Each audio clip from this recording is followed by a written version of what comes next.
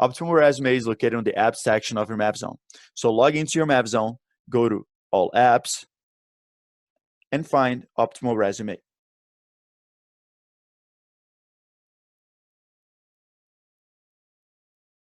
On the Resume sections, click on Create New Resume. You have three options to begin with: Browse Samples, Browse Section Sets, and Start from Scratch. Let's explore each one of them. The Browse Sample option allows you to select your major and the categories in your experience level. For example, let's select Business and Financial Operations for the categories and Entry Level for the experience level.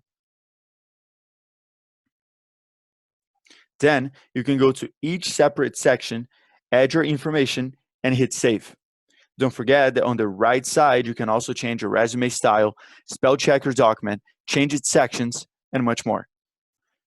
Instead, if you click on Browse Section Sets, you can select your resume type, and Optimal Resume will suggest you sections that you should use. Once you click Continue, you can work on your resume in a section-oriented focus, choosing the sections that make more sense for you.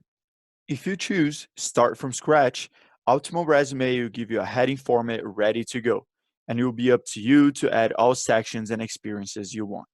I hope this video was useful for you.